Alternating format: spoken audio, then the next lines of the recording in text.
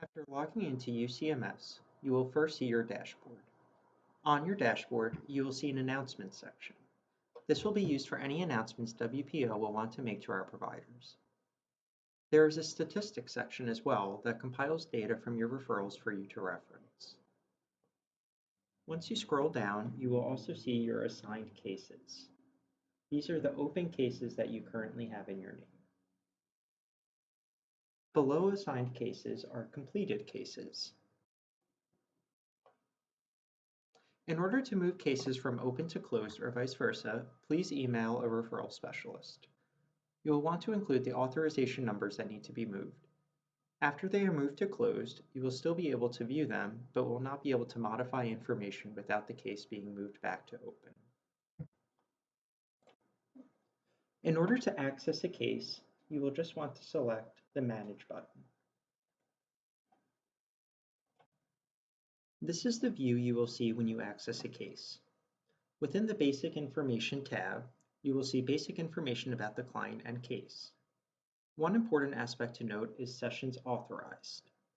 This is where you can see the number of sessions that are authorized for the client.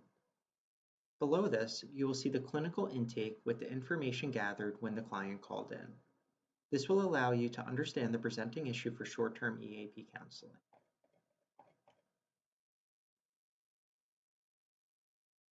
The other tab to pay attention to is the Session tab. This is where you will enter your session notes. Within the Session tab, you will be able to enter your session notes. Submitting session notes is essential for us to register these sessions for payment. Within this tab, you will also create case check-in sessions as well as closure paperwork sessions. Please be mindful of the numerical order when entering sessions. For example, if you were to enter session 3 twice, it would need to be edited and all notes entered will be lost. To create a session, select New Session.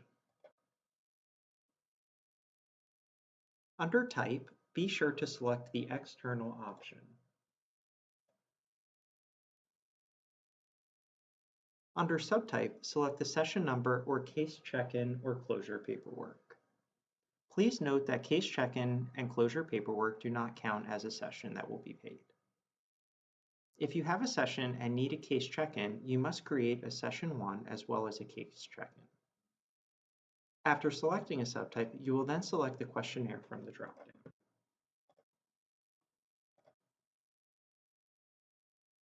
This will prompt a questionnaire to populate that you will need to fill out. Other information needed under this is the date of the session as well as the status. If the client cancels greater than 24 hours, please select this option. Canceled less than 24 hours, the session will be billed at half rate.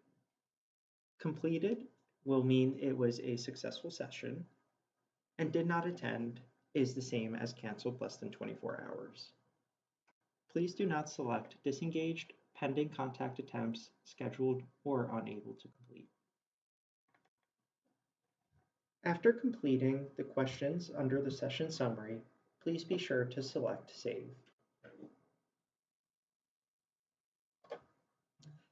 If at any time you need to edit your secondary email address to receive your PIN or your cell phone number, please select your name in the top right of the page and select Profile.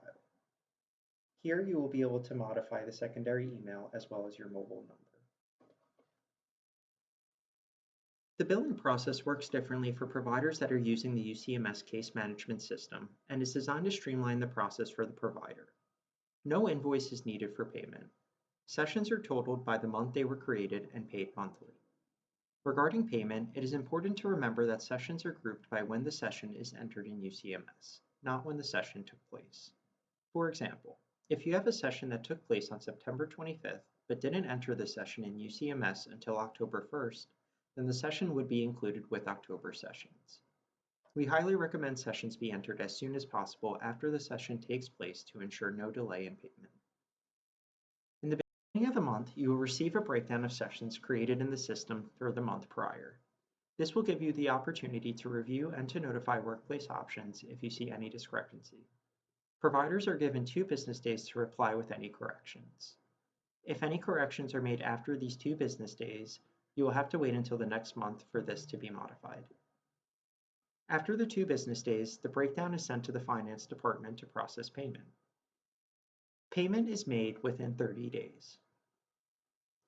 Any questions or concerns regarding billing should be directed to paperwork@workplaceoptions.com.